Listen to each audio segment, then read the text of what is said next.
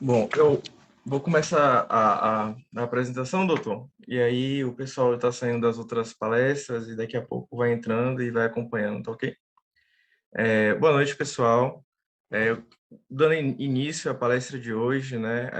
Me chamo Evandro Campos, eu sou secretário da Liga de Clínica Cirúrgica, Trauma e Saúde Integral da Faculdade de Santo Agostinho, e a gente, como Liga, em conjunto com os grupos de estudos e também com a COPEX, a gente está dando continuidade ao Interligas, que é mais um evento de sucesso da FASA, que inclusive é a única faculdade de Itabuna que está devidamente reconhecida pelo MEC com a nota máxima, que é 5 estrelas.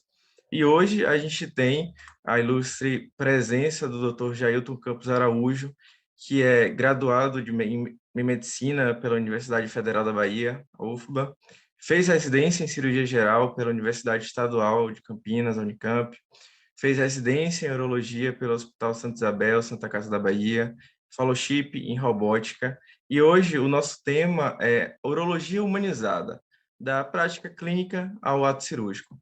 Desde já eu agradeço a presença de todos e a atenção de todos, inclusive do palestrante. Eu reforço, né, que a Copex ela vai gerar um certificado totalmente gratuito para todos os participantes do evento, desde que, claro, assine corretamente o forms que eu vou colocar no chat aqui. Em algum momento eu vou colocar e vou fazer o anúncio do forms. Assim, doutor, a gente já teve essa conversa, mas por uma questão burocrática mesmo, eu vou ter que perguntar verbalmente para o senhor se o senhor permite que essa palestra ela seja gravada e posteriormente publicada no YouTube, porque a Copex tem um canal e geralmente esses vídeos são publicados lá para que os alunos possam reassistir e consolidar o conhecimento. Então, fica a pergunta se o senhor permite ou não a gravação. Permito sim, pode gravar. Pronto. Então, sendo assim, eu vou passar a palavra para o nosso palestrante de hoje, que é o Dr. Jailton Campos Araújo. Pode começar, doutor. Boa noite, pessoal. Como o Evandro falou, meu nome é Dr. Jair Campos, sou urologista e hoje fiquei com esse tema muito importante para o médico em geral, certo? Que é a urologia humanizada da prática clínica ao ato cirúrgico.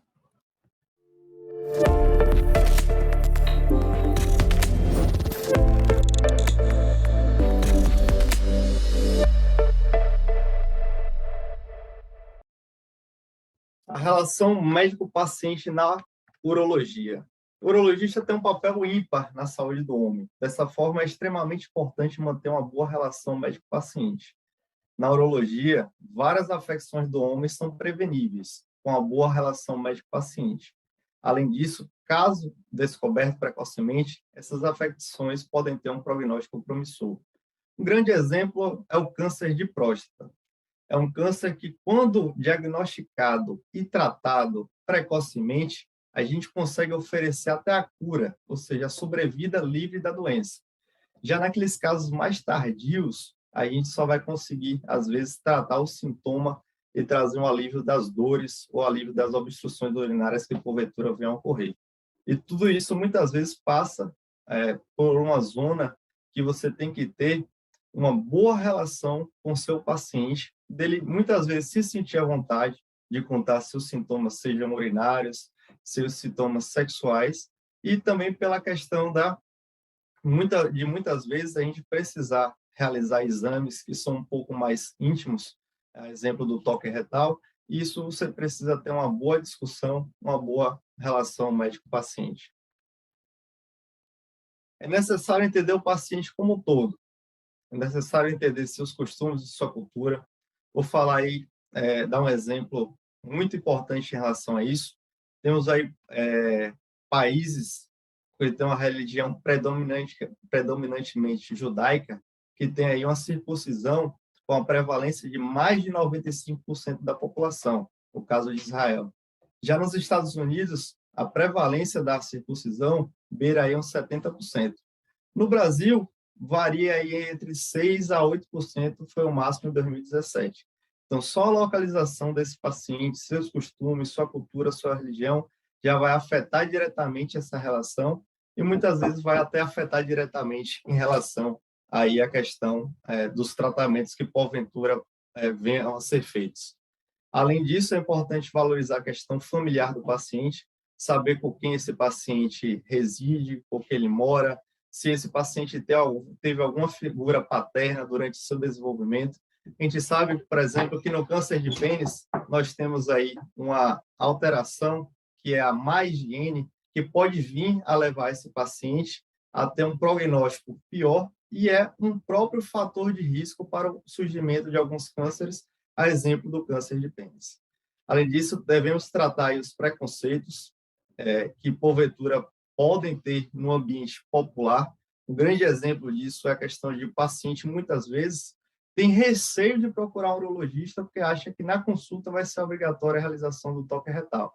Isso independente da idade do paciente. Às vezes eu recebo pacientes jovens, de 20, 30 anos, que acham que a gente vai precisar realizar esse exame já de cara.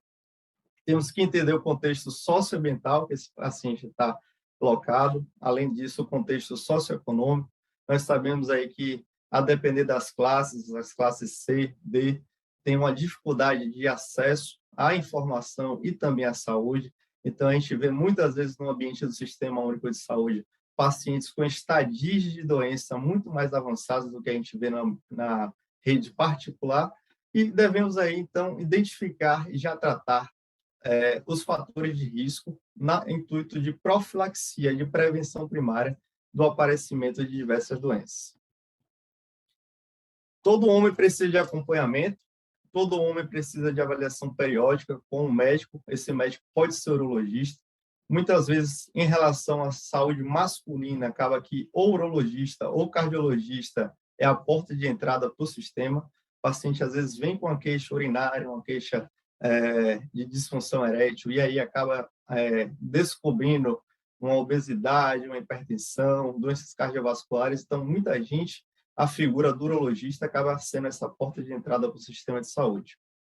Então, a gente vai valorizar durante a consulta várias coisas, inclusive as medidas de higiene, checar se o paciente sabe como é que se faz a higiene correta do órgão genital masculino, que tem que retrair ali o prepúcio, tem que mostrar a glande, que tem que fazer uma higiene adequada, retirar todo o esmegma. Então, diversos casos de pacientes que não sabiam que era necessário realizar essa higiene. Inclusive, casos de pacientes assim que evoluíram com câncer, que culminou com a amputação do órgão, que algo como uma simples medida de higiene poderia ter evitado. Podemos ter também aconselhamento sobre a vida sexual. Eu vejo aqui que o urologista é muito importante ali na fase de estirando o crescimento, para avaliação do desenvolvimento dos órgãos sexuais masculinos, ver se está tudo ok. Tem muita coisa ali de intersexo, tem muita coisa de pseudo-hermafroditismo que a gente pode resolver nessa parte. E também ali no início da vida sexual, na transição de adolescente para adulto jovem. Então, a gente ensinar muitas vezes como é que é o uso do preservativo, fazer a prevenção das infecções sexualmente transmissíveis, orientar que não é porque o paciente está usando preservativo que ele está 100% protegido de todas as doenças, e tratar e identificar as disfunções precocemente. O urologista tem papel fundamental também no planejamento familiar, seja orientando o paciente ou realizando a vasectomia, seja orientando a esposa a realizar a laqueadura. Vamos também atuar no acompanhamento dos hábitos de vida do paciente, tratando as comorbidades e avaliando as medicações de uso. Nós sabemos que vários distúrbios miccionais podem ser efeitos colaterais tanto de doenças quanto do próprio uso de medicação para combater essas doenças. Vamos fazer a avaliação dos fatores de risco, prevenir as infecções e, claro que, muitas vezes a gente atende aquele paciente que chega falando: doutor, vim aqui fazer um exame de rotina. Então, é nesse caso aí que a gente vai realmente fazer uma profilaxia, uma prevenção primária, identificar fatores de risco e solicitar aqueles exames que sejam pertinentes de acordo com a idade e se porventura tiver queixas desse paciente. Então, o câncer de pênis, aquilo que eu falei mais cedo, tem uma repercussão na prática da relação médico-paciente na urologia. O Instituto Nacional de Câncer, o INCA, afirma que o principal fator de risco para o câncer de pênis é a falta de higiene íntima adequada. Assim, uma boa relação médico-paciente na urologia consegue intervir drasticamente na incidência de várias afecções urológicas, incluindo o câncer de pênis. Dessa forma, fica notória sua real necessidade e importância. Então, o simples ato de você parar e investir um tempo da consulta orientando higiene, isso pode impactar no futuro daquele paciente deixar de ter uma doença que é tão agressiva, que é tão difícil de tratamento, e que muitas vezes é tão mórbida e leva até, às vezes, a amputação, justamente porque não teve essa orientação mais precoce, mais cedo. Falar um pouquinho, então, dessa doença, que são os tumores de pênis. Tem uma prevalência muito menor em pacientes desenvolvidos, aquele que eu estava falando das questões da circuncisão, da fimose, e também da questão de acesso à saúde, acesso à informação, à higiene. A idade média de acometimento desses pacientes gira em torno de 50 a 70 anos, que é o tempo dessas afecções, seja a balanite de repetição, seja a inflamação ali causada pelo esmegma, vai gerando uma cadeia de eventos que culmina no câncer em si. Geralmente, ali afeta ou a glande, 60%, ou o prepúcio. O carcinoma epidermoide ele é muito difícil na haste peniana. A extensão das metástases nos linfonodos é o fator prognóstico mais importante. Então, o linfonodo tem que fazer parte do nosso exame físico. Então, a gente vai ali na região inguinal, palpar e avaliar linfonodos sempre. E a associação com a HPV leva a um pior prognóstico nessa doença. Dos fatores de risco, temos incircuncisados e a fimose, as más condições de higiene, como eu falei, número de parceiras, a zoofilia, que é a prática de sexo com animais, tabagismo, infecções por HPV, herpes, leucoplasia, que é uma doença inflamatória com lesões brancas, às vezes acomete a mucosa oral, mas também pode acometer a mucosa da genitália, e a balanite xerótica obliterante, que é também uma doença inflamatória. Dos tipos de tumores, o carcinoma epidermoide desponta de frente. Ele tem 95% de prevalência. E ele é subdividido em vários subtipos histológicos. Nós temos o carcinoma de células escamosas, que é o mais comum, 60%. Temos o verrucoso papilar basaloide e o sarcomatoide, que é o de pior prognóstico ou de maior mortalidade. Além disso, esses tumores no pênis podem ser metástases de cânceres pélvicos, como bexiga, próstata e reto. Temos carcinoma de células basais, sarcomas e também melanomas, que podem acometer diretamente o pênis. Geralmente afeta, como eu falei, a glande ou o prepúcio. É muito difícil você ter um câncer propriamente dito na haste, mas acontece. Quando tem uma doença que é mais invasiva, que tem uma profundidade maior que 5 milímetros, geralmente isso traz um tom de maior agressividade da doença. A linfadenopatia é um sinal claro de disseminação tumoral e é o primeiro local para onde esse tumor se dissemina. Então, a gente tem sempre que prestar bastante atenção ali na região inguinal. Muitas vezes não é visível, mas é palpável, isso muda no estadiamento. Podemos ter na região genital inguinal prurido, queimação. Doenças avançadas e indiferenciadas podem levar a dor, sangramento e necrose. Podemos ter fístula cutânea ou fístula para o sistema urinário, principalmente a uretra. Podemos ter obstrução uretral, seja por invasão dessa uretra ou por uma obstrução extrínseca, alguma massa que está ali comprimindo a saída da uretra. Úlceras, infecções secundárias e hipercalcemia por um hormônio PTH-símile, uma síndrome paraneoplásica.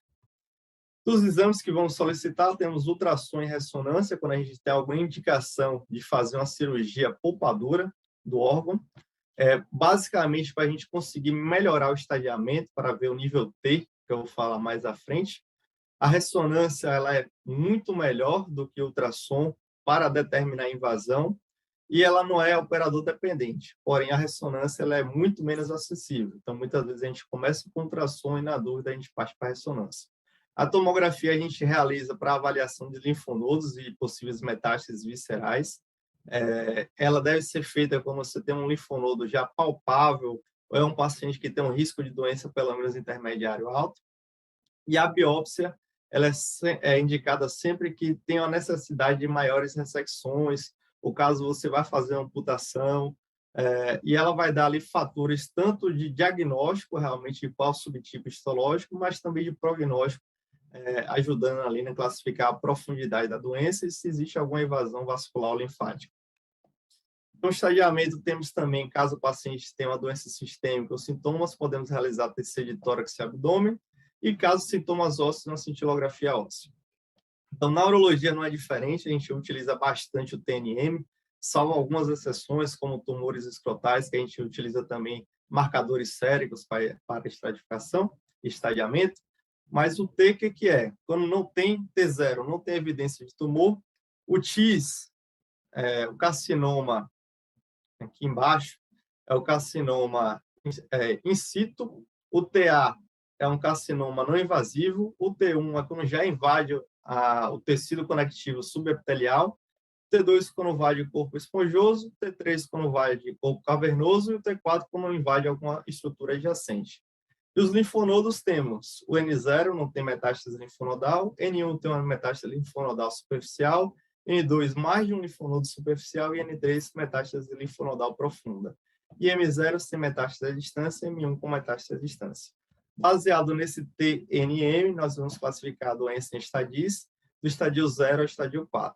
Temos aqui o estadio 1, por exemplo, um câncer que invade, tem a invasão aqui da região da glande, pega também aqui um pouco do prepúcio, que são os locais mais frequentes. Aqui temos aqui uma doença que já tem uma invasão de corpo cavernoso.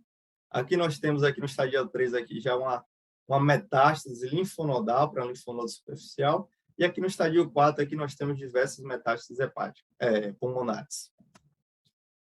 Além disso, temos outra estratificação de risco, que vai levar em conta o grau histológico. Esse grau vai desde muito bem diferenciado a bem diferenciado. E o baixo risco é aquele tumor carcinoma in situ, ou tumor que só invadiu o tecido conjuntivo subepitelial. Risco intermediário, quando é um T1, mas é grau 1 ou 2. E acima disso, o T1 grau 3, o T2, o T3, o T4 já é alto risco. Então, já é alto risco de quê? Alto risco de metástase. Tratamento da lesão, o que faremos? Para o TIS, o TA e o T1, que são doenças mais bem localizadas, nós vamos fazer tratamentos também localizados. Então, podemos fazer excisão da lesão, uma postectomia, tratamentos focais como laser, crioterapia, quimioterapia tópica, radioterapia. Quando temos uma doença que tem já mais invasão, nós vamos precisar também fazer tratamentos mais invasivos. Exemplo da amputação parcial. No T3, amputação parcial ou total, isso vai depender do quanto de haste o paciente vai ter, eu vou mostrar mais à frente. Quando tem uma haste que é inferior a 4 centímetros, não vale a pena fazer uma amputação parcial. É melhor você fazer uma amputação total. E o T4, que já tem invasão aí de estruturas adjacentes ao pênis, a gente faz uma amputação total e tem que ressecar uma ressecção R0, ou seja, retirar toda a doença visível. Tratamento, penectomia, então, temos que ter uma margem de 1 centímetro dos tumores indiferenciados, uma margem livre, ou seja, margem a olho nu, você percebe que não tem mais lesão, a gente pode parar ali, naquelas lesões mais diferenciadas. Sempre que possível, a gente faz congelação, ou seja, a gente resseca, e aquela margem da lesão a gente envia para o patologista avaliar e dizer se tem tumor ou não. Não tendo tumor, a gente parte para a reconstrução, tendo tumor, a gente amplia a ressecção. Então, aqui é um exemplo de um paciente que tem um tumor avançado, um estadio T2 ou muito provavelmente um T3, que já tem a invasão de corpo cavernoso e esponjoso. Esse pênis aqui foi medido e esse comprimento aqui da haste peniana residual foi maior do que 4 centímetros, então coube fazer uma penectomia parcial. Detalhe técnico aí é que a uretra ela deve ficar maior do que o corpo cavernoso, para que a gente consiga fazer uma sutura em 2 planos dela e também espatular a uretra, ou seja, transformar uma anastomose que seria circunferencial em oval, e aí assim nós temos uma maior área de anastomose e diminuir, então, o risco de estenose, o risco de fístula decorrente dessa estenose. E aqui o aspecto final, a qualidade de vida, quando a gente faz uma amputação parcial, é maior do que quando faz uma amputação total. O paciente consegue urinar em posição de ortostase e muitas vezes consegue também praticar atividade sexual. A linfadenectomia inguinal bilateral, ela deve ser feita sempre que tem um tumor de risco intermediário alto ou sempre que tiver linfonodos inguinais palpáveis. A gente vai dissecar e ressecar os linfonodos superficiais. Caso esses sejam positivos, a gente parte para uma linfadenectomia profunda. A gente deve sempre lembrar que existe aquela possibilidade do paciente ter infecção secundária. Então, aquele linfonodo pode não ser um linfonodo aumentado por câncer, uma linfadenopatia por câncer, pode ser uma linfadenopatia infecciosa.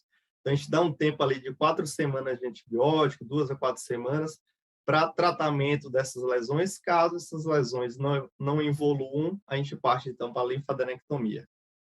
Temos aqui de aspectos da linfadenectomia. A gente deve fazer bilateral, porque a drenagem é bilateral do pênis. Temos como limite esse triângulo composto pelo músculo sartório, o adutor longo e o ligamento inguinal. E aqui é uma peça de linfonodo, tudo isso aqui é linfonodo sendo retirado, certo? Isso aí é a linfadenectomia superficial aqui na imagem.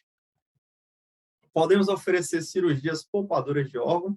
É importante, então, a gente identificar muitas vezes essa doença no início, que a gente consegue poupar o órgão. Como eu mostrei, com o passar da invasão das estruturas, a gente também vai precisando fazer um tratamento mais agressivo.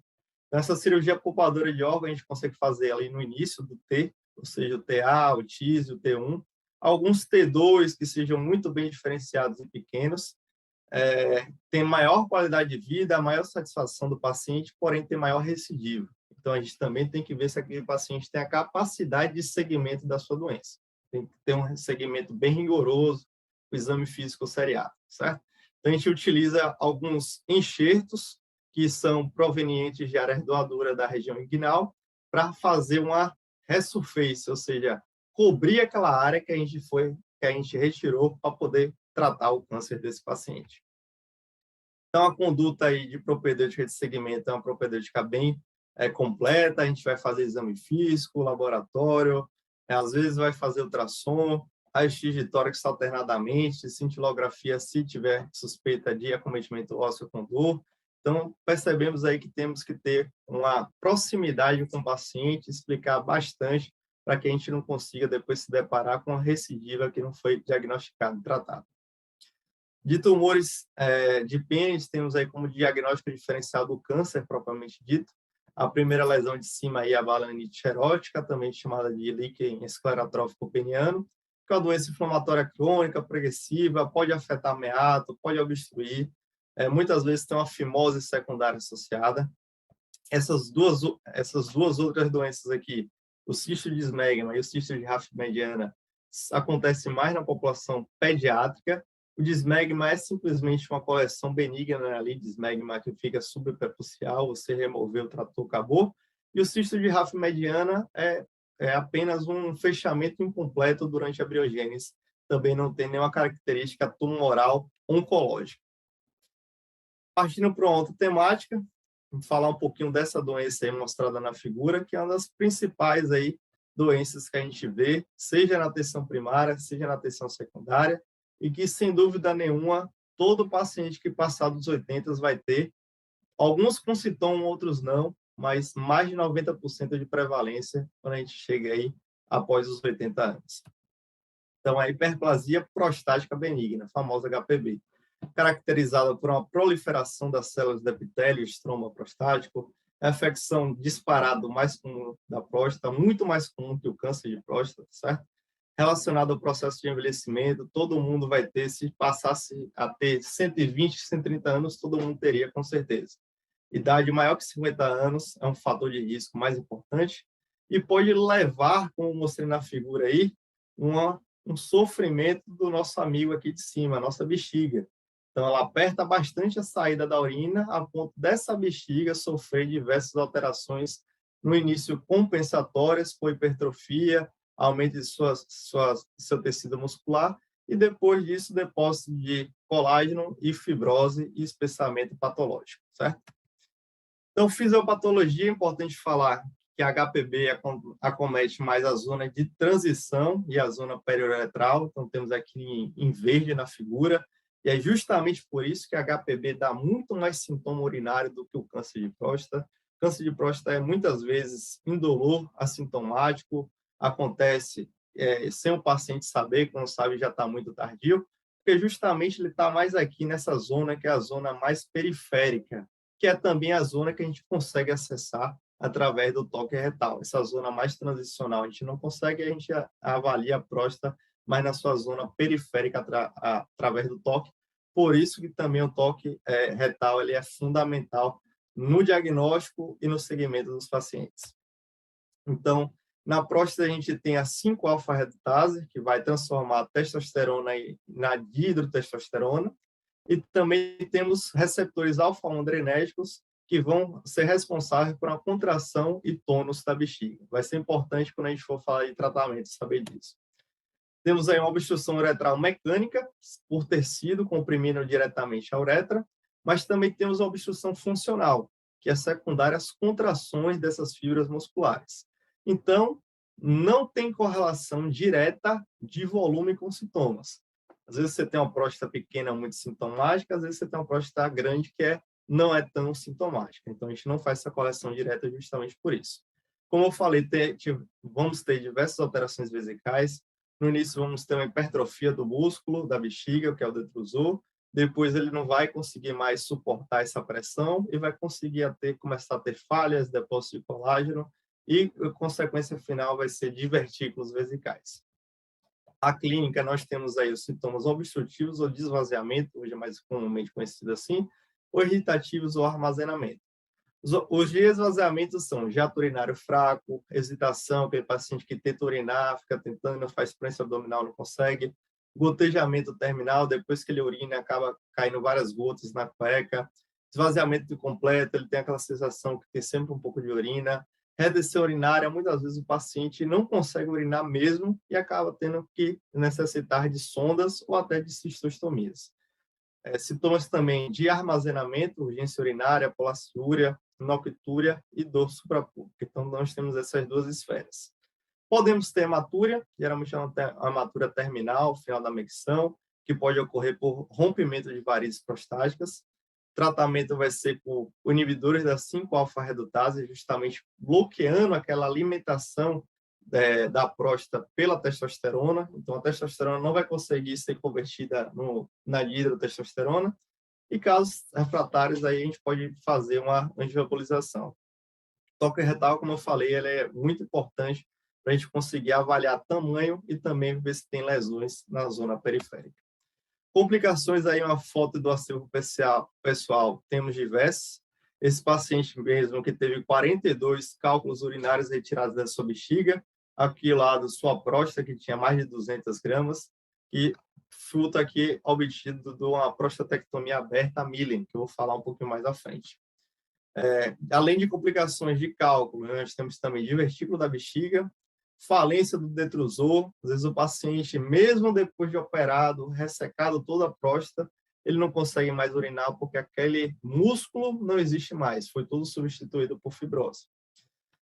Podemos ter grande volume residual, retenção urinária aguda muito frequente, 2 a 10%, insuficiência renal aguda pós-renal ou crônica por uma hidronefrose crônica e também infecção urinária recorrente.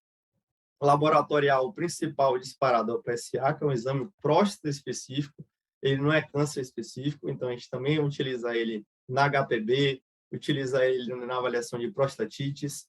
Temos aí que a cada 0,1 de PSA, nós teríamos 1 grama de próstata. Então, pelo PSA, a gente consegue inferir qual seria aquele tamanho de próstata que o paciente tem. Além disso, a relação livre sobre total, quando é menor que 25%, tem maior chance de ser uma origem neoplásica desse PSA e não pelo HPB. Além de que a velocidade de crescimento desse PSA, menor que 0,75%, fala muito mais a favor de câncer. Então, esse PSA ele acaba sendo muito mais utilizado para saber fatores prognósticos da doença, mas também para a gente afastar de ter um câncer de próstata associado.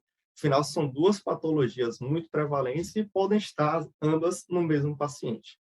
Ureacreatinina para avaliar função renal, sumário de urina para a gente avaliar hematúria e também piúria, que são diagnósticos diferenciais aí importantes. Temos o câncer de bexiga e também temos a infecção urinária. Ambos podem dar sintomas urológicos baixos. Então, ultrassom das vias urinárias, indicado quando tem LUTS, que são sintomas do trato urinário inferior, seja esvaziamento, seja armazenamento, insuficiência renal, hematúria, infecção, litíase urinária. E achados nós vamos ter o quê? Vamos ter essa musculatura da bexiga, que é o detrusor mais espessado, maior que 4 milímetros. Podemos ter trabeculações e divertículos. Além disso, um paciente com resíduo aumentado. E o ultrassom da próstata vai avaliar o tamanho e qual é o padrão de aumento da próstata. Temos aqui esse padrão A, que é um aumento do lobo mediano, e o padrão B, que é um aumento dos lobos laterais. Esse padrão A aqui, ele está muito relacionado à falha de tratamento clínico, ou seja, o paciente tomar comprimido e não melhorar. Geralmente esse A aqui só melhora com intervenção cirúrgica. O B não. O B pode ser tanto um quanto o outro. A gente vai ver mais à frente. Diagnóstico diferencial aqui nós temos estenose de uretra, então muitas vezes a gente faz esse exame, que é uretrocistografia miccional. Nesse caso aqui em especial, a gente pode ver aqui a complicação que são os divertículos de bexiga, certo? Então, fatores de risco para progressão, quem é aquele paciente que pode piorar, que pode vir a ter insuficiência renal, falha detrusora, geralmente o paciente que tem o PSA mais aumentado, uma idade maior, já tem um fluxo livre visto na urofluxometria reduzido, uma próstata grande, já tem um resíduo pós-miccional importante, já tem alguma inflamação ou infecção do trato urinário. Nós temos diversos métodos de avaliar, seja as perguntas objetivas ali com o paciente cara a cara, ou nós temos aqui questionários. Esse questionário, por exemplo, pode ser impresso, entregue ali pela secretária no ambiente de pré-consulta, o paciente vai marcando, já chega na consulta já com tudo respondido, você consegue classificar o paciente. Então, são diversas perguntas, você vai classificar de 0 a 5, e de acordo com esse resultado, a gente consegue dividir se o paciente tem um IPSS leve, moderado ou grave. Traduzindo, se ele tem pouco sintoma, praticamente não sente nada, não se importa com o que sente, se ele tem um sintoma que incomoda, mas não atrapalha de ele fazer tudo, ou aquele paciente que vive tentando combater aquele sintoma que está muito grave, muito queixoso, qualidade de vida baixa. Aquele paciente que IPSS leve, 0 a 7, a gente pode simplesmente não fazer nada, só acompanhar de perto, ou já começar a tratar com medicação oral. Aquele IPSS moderado, a gente pode fazer um tratamento medicamentoso, e o IPSS grave, a gente já tem uma indicação mais de partir para um tratamento mais agressivo, muitas vezes cirurgias, alguns procedimentos minimamente invasivos, e também podemos tratar com medicações, caso o paciente tenha um risco cirúrgico elevado, o paciente opte por não tratamento cirúrgico. Então, o tratamento cirúrgico está indicado de fato quando tem uma falha do tratamento clínico, tentou medicação, não conseguiu. Então, é hematura que fica se repetindo, refratária, toda hora o paciente evolui com anemia, perde sangue, coagula, obstrui a urina. Tem retenção urinária persistente, ITU de repetição, já tem algum cálculo dentro da bexiga, tem insuficiência renal pós-renal, hidronefrose importante, já tem divertículos vesicais, disfunção da contratilidade do detrusor. Todas essas são indicações de ser partir direto para a cirurgia. Cirurgia, temos diversas. Além dessas, pode multiplicar aí pelo dobro ou triplo. É uma área de alta tecnologia na urologia, que a todo momento aí temos novas descobertas. Mas as principais aqui para o ambiente de Brasil são ressecção transuretral da próstata. A gente pode ter uma energia que seja monopolar ou bipolar, vocês vão entender um pouquinho mais da frente. A monopolar, você utiliza uma maior carga de energia e ela se dissemina mais, então um pouco menos segura, porém tem uma coagulação melhor. E a bipolar possibilita que a energia fique dentro do circuito e a gente não precisa utilizar soluções que sejam de baixa concentração. A prostatectomia aberta, temos diversos tipos, Millen, Freyer, técnicas minimamente invasivas, como prostatotomia, que é a incisão transuretral da próstata, você apenas faz uma abertura da saída da próstata. Temos enucleação, ou seja, retirada de todo o tecido com utilização de um laser, que é o laser de Römel. Temos urolift, que é como se colocasse 2 grampos de cada lado da uretra para abrir essa próstata. Ou, em alguns casos refratários, a gente pode utilizar a embolização por técnica vascular de cateterismo da artéria prostática. Então, a principal técnica minimamente invasiva é a RTU, a ressecção transuretral da próstata. A gente vai fazer esse procedimento, que é um procedimento totalmente endoscópico. A gente utiliza aqui um ressectoscópio, que vem acoplado nele aqui uma ótica, que vai num set de vídeo, vocês vão ver mais para frente. A gente passa por toda a uretra peniana, uretra lobar, membranosa, e chega na uretra prostática. Então, aqui na região realmente da uretra prostática, a gente vai tirar fatias da próstata, que como se fosse assim um sashimi, digamos. Então, vamos fatiar a próstata de maneira que a gente consegue ressecar, mas não tanto, porque se a gente romper a cápsula prostática, a gente vai ter extravasamentos de líquido para intraabdominal, e nem tampouco a fim de que a gente não consiga desobstruir. Então, durante a cirurgia, tem alguns parâmetros que a gente faz, que a gente utiliza para saber o quanto ressecar, certo? Material que a gente precisa, então, é do set de vídeo. Vamos colocar o paciente na posição de litotomia clássica. Temos o ressectoscópio acoplado a ele à ótica. A ótica vai jogar a imagem, vai jogar luz para o nosso set, a gente vai conseguir ver. Importante que na pontinha aqui nós temos aqui a alça de ressecção. Então, temos aqui de parâmetros anatômicos importantes o esfíncter urinário, certo? E aqui a saída dos ductos ejaculatórios no veromontano. Então, essa bola aqui que vocês estão vendo é o veromontano, que é justamente a saída desses ductos ejaculatórios. Daqui para trás, a gente não resseca, porque pode ressecar esfíncter e o paciente tem incontinência.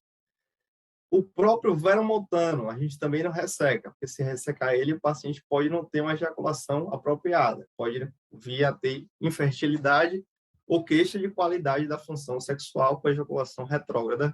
O ejaculado pode sair junto com a urina, por exemplo. Então, a gente resseca daqui do veromontano para frente, certo? Temos aí a alça, a torre de vídeo.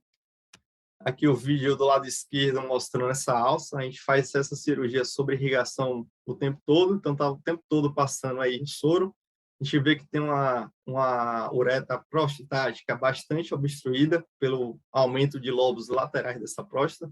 Como segurança, a gente identifica também os meatos ureterais, direito e agora o esquerdo. E depois que a gente define nosso triângulo de segurança, a gente começa a fazer essa ressecção. Então, é realmente como se a gente estivesse fatiando a próstata em diversos sashimis, digamos assim. E a gente vai ressecar em formato de pêndulo ou ressecar em bandeiras. Temos diversas técnicas que vai depender do tipo de obstrução que o paciente tenha e também do tipo de tecnologia que a gente tenha. Essa energia ela vai do eletrocautério externo, passa pela alça e sai no aterramento do paciente.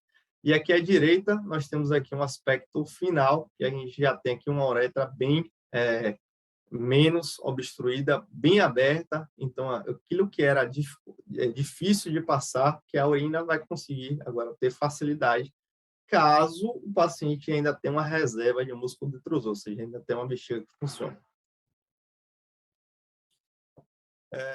Então, a gente vai ressecar. Depois que resseca, faz aquele sashimis, a gente precisa tirar os fragmentos. A gente utiliza esse equipamento aqui, que é o evacuador de Ehrlich, que vai fazer uma pressão negativa. Então, a gente acopla no ressectoscópio essa ponta, faz uma pressão negativa, o fragmento cai aqui, e como a armadilha, quem mora no interior sabe, tipo uma aracuca, ele não consegue mais sair, certo? Fazer a hemostasia, temos diversos vasos, é uma próstata que é aumentada de tamanho, muitas vezes tem varizes associadas, então a gente tem que fazer uma hemostasia rigorosa. E no final a gente vai sondar o paciente, são 3 vias, uma via para o balão, outra via para o sistema coletor e outra via para a entrada de líquido para lavar continuamente essa bexiga. Complicação, nós temos a hemorragia, por isso que é bem importante prestar atenção na hemostasia. Perfuração da cápsula, quando a gente resseca demais. Incontinência, quando a gente resseca o esfíncter, não respeita o nosso triângulo de proteção. Disfunção erétil, retenção urinária, tamponamento por coágulos, ejaculação retrógrada, absorção hídrica, infecção, esclerose de polo vesical e mortalidade, certo? A outra cirurgia que eu queria mostrar para vocês é a milling. Milling é uma técnica para realizar prostatectomia aberta de maneira suprapúbica, vocês vão entender aí à frente. Ela é indicada quando tem uma próstata mais volumosa, maior que 70 a 100 gramas. E esses 70 a 100 gramas vai depender muito do equipamento endoscópico que você tem. Se tiver um equipamento bom, você resseca 100 até 120. Se tiver um equipamento ruim, você vai limitar ali em 70, 80. Ou se caso tem um cálculo vesical muito grande, que aí você fazer uma cirurgia aberta e retirar aquele cálculo em loco junto com a próstata, que foi aquela foto que eu mostrei, vai ser muito mais rápido e prático. Então, prostatectomia aberta, você vai fazer uma incisão mediana infraumbilical. O paciente está nessa posição de canivete, que facilita a nossa visualização das estruturas pélvicas. Você vai fazer a abertura da ponerose, afastar os músculos retos e vai chegar ali entre bexiga e próstata, que é o que a gente quer realmente. Vamos dissecar esse espaço de Hertzius e fazer o que é tão importante que o Millen nos ajudou muito, inclusive que diminuiu bastante a taxa de transfusão, que é a ligadura do plexo dorsal. O que é isso? Na próstata, a gente tem aqui o plexo dorsal e alguns plexos laterais que estão junto com o feixe vascular nervoso. Então, com a descrição dessa técnica, onde a gente passa pontos especificamente aqui na região dorsal e depois lateralmente, a gente conseguiu diminuir bastante a taxa de hemorragia e também de transfusão intraoperatória. A gente faz a ligadura de todos esses plexos, o dorsal e os laterais, deixa todos esses fios reparados, certo? E, na sequência, a gente faz uma abertura da cápsula prostática e dentro dessa cápsula prostática, a gente abre, entra, como se fosse ali tirando um miojo o miolo de uma laranja, de uma tangerina. A gente vai ali com o dedo, muitas vezes, ou com alguns instrumentos específicos, e tira todo o adenoma. Então, aqui, como é uma cirurgia que é pélvica, mesmo com 2 focos, tem paciente que a gente não consegue ver. Então, é uma parte da cirurgia que é muito manual, é tátil completamente em alguns pacientes. A gente faz toda essa ressecção aqui do adenoma prostático com o dedo, tá certo? Depois a gente vai dissecar a uretra e fazer a divulsão do colo da vesícula até seu ápice com tesoura para acessar a uretra prostática em sua parede anterior, que é geralmente o local que a gente não consegue soltar com o dedo. Então, voltando, a gente solta toda a lateral, a região posterior, a região próxima ali à bexiga. É um momento que é um pouco mais difícil, mas também dá para fazer com a mão essa parte aqui da uretra prostática propriamente dita. Então, essa aqui é uma parte que a gente consegue, tracionando com bastante esforço, ideal depender do nosso auxiliar, conseguir ver e cortar ali com a tesoura, para poupar a uretra ali para baixo, certo? A gente faz a revisão da hemostasia, sempre importante. Como eu falei, a próstata muitas vezes está associada a varizes ali da região pélvica, uma próstata bem vascularizada, então tem paciente que sangra bastante, você precisa ter bastante cautela com a hemostasia, rever, colocar dreno, certo? E, no final da cirurgia, a gente também faz a passagem da sonda, afinal, a gente abriu ali a próstata, a cápsula prostática, então a gente acaba querendo drenar esse sistema urinário, certo? A gente faz a sondagem com uma sondagem diferente, porque a gente consegue ver realmente o balão passando pela uretra prostática, que a gente abriu e viu, e a gente direciona esse balão para dentro da bexiga. Então, ao final, a gente faz a sutura da cápsula novamente, fecha ali os planos que a gente abriu, a ponerose, subcutânea e pele, e muito provavelmente coloca um dreno. Então, exatamente isso. Colocar o dreno próximo à bexiga, que é onde você vai ver os terços de sangramento, local de vazamento, às vezes de urina, fechar os músculos, a ponerose e pele. Então, aqui um videozinho curto da cirurgia, ainda desse ano. A gente vê que o paciente está naquela posição de canivete, bastante foco ali ajudando, e a gente vê aí a retirada do adenoma praticamente inteiro. É como se a gente retirasse ali o miolo realmente de uma tangerina. Aqui à esquerda, o mesmo paciente, a mesma próstata que eu mostrei, e aqui à direita, uma peça diferente, uma peça de prostatectomia radical, que é uma cirurgia que a gente faz para o câncer, que além do tecido prostático, a gente tira também as vesículas seminais e os deferentes. Então, a gente faz uma prostatectomia radical, é isso quando tem vesícula e deferente associado. De diagnóstico diferencial, e temos, então, paciente com febre piúria, vamos com certeza pensar em infecção, seja aquela bacteriana mais comum, seja em tuberculose, com a prostatite infecciosa. Paciente que tem sintomas neurológicos, pensar em bexiga neurologênica, temos diversas. Trauma, instrumentação uretral, a gente vai pensar na estenose de uretra, fazer aquele exame que eu mostrei, que é a uretrocistografia, para avaliar se tem alguma estenose, a quantificar a extensão dessa estenose, às vezes tem mais de uma estenose em locais diferentes. O paciente que está usando drogas anticolinérgicas e simpático-miméticas, avaliar a disfunção vesical. Então, obrigado, é isso que eu queria falar. Tem minha rede social aqui, Instagram, e também tem YouTube, desse mesmo nome, com alguns vídeos, inclusive cirurgias. E agora estou abrindo espaço aí para perguntas. Pessoal, eu coloquei a lista de frequência aí no chat. Então, quem tiver interesse do certificado institucional, totalmente gratuito, é só fazer o formulário corretamente que a Copex vai disponibilizar o certificado. Se alguém tiver alguma dúvida, que quiser falar algo do gênero, esse é o momento. Bom, enquanto vão formulando aí, doutor, enquanto a gente estava conversando, né, a respeito dessa palestra, eu pedi que, como a gente é uma liga cirúrgica, pedi para que o senhor adentrasse bem nas técnicas, e de fato o senhor adentrou assim de uma forma muito clara, muito lúcida. Eu agradeço bastante, porque teve várias coisas que eu de fato consegui entender melhor agora, vendo mais essas técnicas de forma profunda, né? Então foi muito bom. E uma coisa muito legal da urologia em si é que a gente consegue entender, fazendo essa associação com um tema que é a humanização também, que o quanto antes a gente tem um diagnóstico precoce, o quanto antes a gente tem uma boa relação médico-paciente, menos invasivo a gente é. Né? Isso é muito incrível, isso é muito legal. Bom, se alguém quiser falar alguma coisa, esse é o momento. Alguma pergunta, pessoal? Bom, então é isso. A lista de presença está aí no chat. Doutor, hoje a gente bateu aqui um... Oi? É só uma dúvida em relação, é porque a hiperplasia prostática benigna, em algumas literaturas já consta como um dos critérios de diagnóstico para a síndrome metabólica. Aí eu queria saber qual é essa relação da próstata mesmo com a síndrome metabólica em si. Pronto, você tocou num tema bem importante aí. Na urologia, como eu falei, a gente às vezes é o médico que abre a porta do sistema de saúde para o paciente. Então, da mesma maneira que a gente recebe o paciente muitas vezes com a queixa de disfunção erétil, a gente vai ali investigar a dupla de carótidas, eco, que ali com certeza é um marcador de doença cardiovascular.